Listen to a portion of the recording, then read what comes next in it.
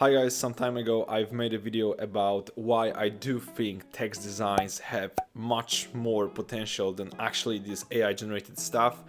So I do still believe that if you are creating like a simple quote, sarcastic quote, any kind of design of this type, you have much more chances of making a sale than if you are creating this AI generated stuff when it comes to designs. But right now with the development of AI tools, you can create text designs by just entering a prompt. Here I believe the AI comes really handy, and today I would like to show you like 3 AI generators which could create a text designs for you for free without spending a single cent, because usually I want to show you something pretty innovative. I don't want to show you like Mid-Journey. Everybody knows Mid-Journey, that you can create a text designs there, but there are already tons of videos about how you can create these different text designs with AI when you have a purchase subscription, and today I want to focus on only doing it for free. So 3 methods, and I promise you that you haven't heard about the third one,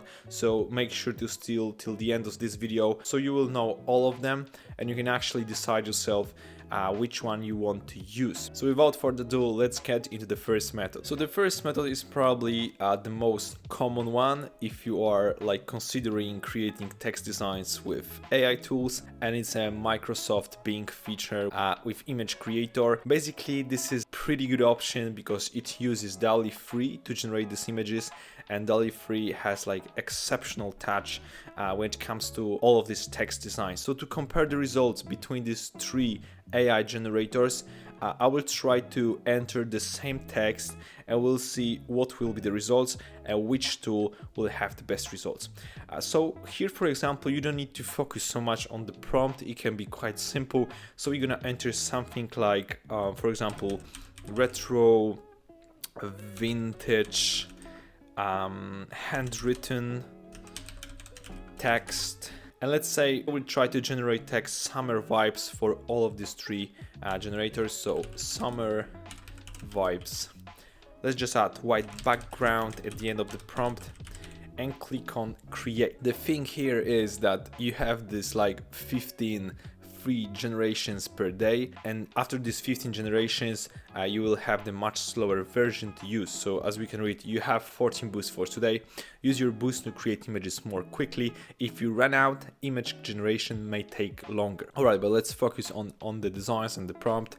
So you just click on create. You need to wait a bit, so I think it's up to maybe 20-30 seconds at most, and we'll see what will Microsoft Bing come up with. So here are the results. As you can see, we've got like 4 different kind of AI images. Some of them unfortunately have like missing letters. Here we've got this vibey sort of word at the beginning. We didn't want it, so only 2 out of these 4 designs could make it on our t-shirt. But for example, only one of them has the white background, as I mentioned in the prompt, so it's quite strange that DALL-E didn't catch it. So in general, this is a pretty cool tool. If you want to create images with a Microsoft Bing, you just need to enter bing.com/create, and it will enable you to create like up to 15 quick generations, and after that you will only have a slow generations. But generally the tool is free, and after like generating this prompt maybe 4 or 5 times, I'm sure it would come up with some pretty good results. Second page is the ideogram. I believe that this is also probably one of the most popular free generators when it comes to text designs. So actually here we can copy the same prompt we've given the Microsoft Bing. So let's copy retro vintage handwritten text, summer vibes, white background, and see what ideogram will come up with. Unfortunately here also you have like sort of credits to use. This is a 25 credits per day, or actually per account. I'm not sure if it is along with the website policy, but you could just log it into another Google account and you will have like a new 25 credits. But okay, like after clicking here on this search box, you just need to enter the prompt, and here you have the couple options we didn't have on the Microsoft Bing website. So for example, you can choose the ratio. I'm gonna leave it 1:1, but for example, if you want to try to create like coloring pages or anything, you could use a different ratios. But today we are focusing more on the text design, so 1:1 it's gonna be good. Model, obviously we want the newer version, so version 0.2.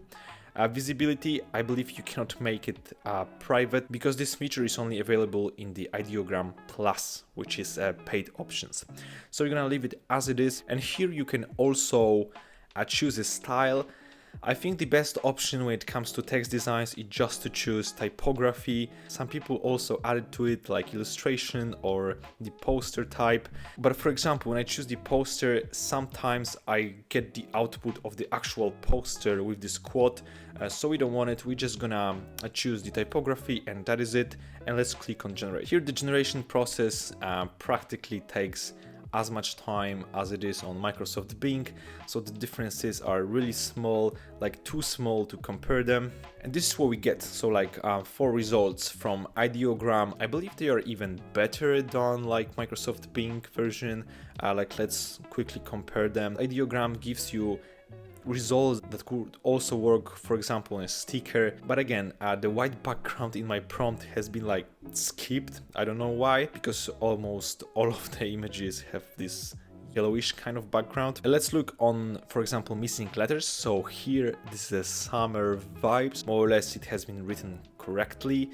Here, summer vibes, it also works. On the third one, the situation is a bit different because the summer is maybe spelled correctly. However, I have some issues with these vibes. This is a bit too creative for me. And here also the summer vibes, yeah, the vibes is also messed up, but the general output is pretty okay. I believe if you would like generate maybe 4 or 5 times this exact prompt, you would also come up with pretty good results. So Ideogram is definitely a good second option if you are trying to generate text designs for your print-on-demand shop. And finally, the third option, which I'm sure you haven't heard of, because this is kind of the option I came up with. We're gonna be using the website called TensorArt. If you don't know what the TensorArt is, this is basically a website that lets you choose models created by people. You have variety of different models to choose from. So for example, Stable Diffusion XL and all of these different kind of models. And you can also add to these models something which is called LoRa. So LoRa is basically some kind of a sub model that will help like a basic model to generate a specific sort of design. So you have LoRa's for detailed eyes images, for a better outline quality when you're creating coloring pages. As you can see, I have here added a LoRa for sticker maker, so this will improve like the background quality, but it will also add this sort of a sticker vibe to a design. And after clicking on the link from my description, you will be directed to a TensorArt website, and first you need to log in. You can do it, for example, through a Google account, and then you can just click on create here. And the first thing you gotta do is to choose the model. So you will just click here and enter a DALL-E model. So this is a model based on something which DALL-E 3 uses, and I recommend choosing the first version because generally it's a bit faster than the second one here. So we have the OpenDALL-E version 1.1 model.